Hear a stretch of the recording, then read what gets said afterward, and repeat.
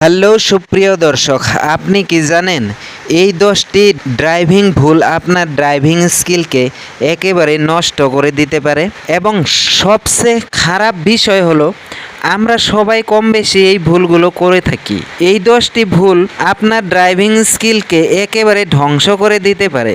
আর সবচেয়ে আশ্চর্যের ব্যাপার হলো নতুন থেকে শুরু করে অভিজ্ঞ চালক প্রায় সবাই এই ভুলগুলো করে ফেলেন। আজ আমি আপনাকে দেখাবো কিভাবে এই মারাত্মক ভুলগুলো এড়িয়ে একজন আত্মবিশ্বাস বা প্রফেশনাল ড্রাইভারের মতো গাড়ি চালাতে পারবেন।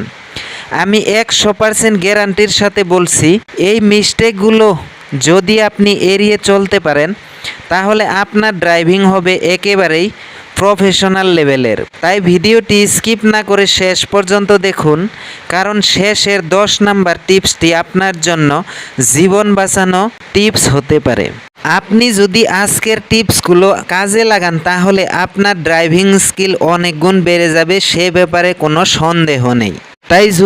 তাই যদি ভিডিওটা ভালো লেগে থাকে তাহলে একটি লাইক দিন, আর এমন আরও দরকারি ড্রাইভিং টিপস পেতে চ্যানেলটি সাবস্ক্রাইব করে পাশে থাকা বেল আইকনটিও প্রেস করে রাখুন, যাতে নতুন ভিডিও আসলে আপনি সবার আগে দেখতে পান। তো আজকের ভুল নাম্বার 1 হলো সিগন্যাল ও ট্রাফিক উপেক্ষা করা, যেমন লাল বাতি অমান্য করা, স্টপ সাইন না মানা, স্পিড লিমিট না দেখা। 2 নাম্বার ভুল হলো অতিরিক্ত স্পিডে গাড়ি চালানো, যেমন হাইওয়ে বা শহরে স্পিড কন্ট্রোল না রাখা, যা দুর্ঘটনার প্রধান কারণ। 3 নাম্বার টেল গেটিং, সঠিক দূরত্ব না রাখা, সামনের গাড়ির খুব কাছাকাছি গিয়ে গাড়ি চালানো, ফলে হঠাৎ ব্রেক দিলে সংঘর্ষ হয়। 4 নাম্বার ব্লাইন্ড স্পট চেক না করা, লেন পরিবর্তন বা ওভারটেক করার সময় মিরর ঠিক মতো না দেখা।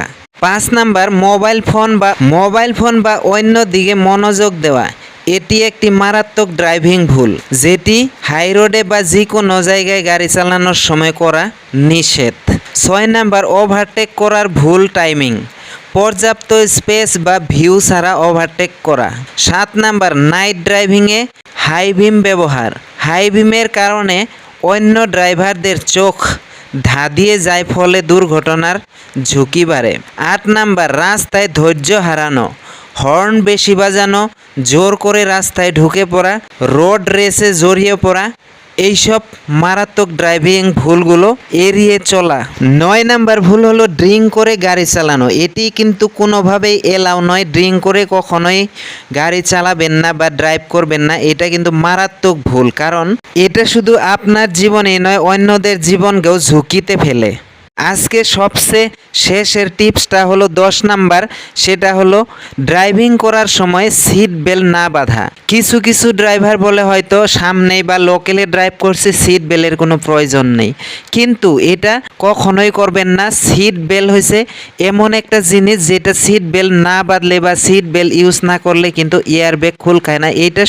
এটি আপনার জীবন বাঁচাতে সাহায্য করে, বড় অ্যাক্সিডেন্ট বা বড় দুর্ঘটনার সময় বড় ধরনের আঘাত থেকে আপনাকে রক্ষা করতে সাহায্য করবে।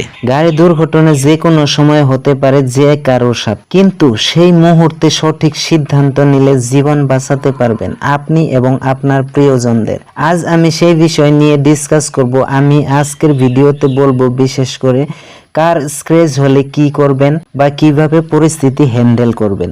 স্টেপ বাই স্টেপ আমি এই ভিডিওতে সমস্ত কিছু ডিসকাস করব। তাই ভিডিওতে নতুন ঢুকলে চ্যানেলটি সাবস্ক্রাইব করে পাশে থাকা বেল আইকনটি প্রেস করে রাখবেন এমন আরো নতুন ভিডিওর আপডেট পেতে।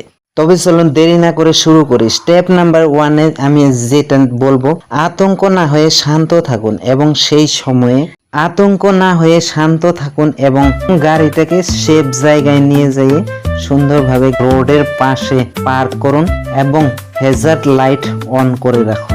2 নাম্বার স্টেপে বলবো, নিজের এবং যাত্রীদের চেক করুন।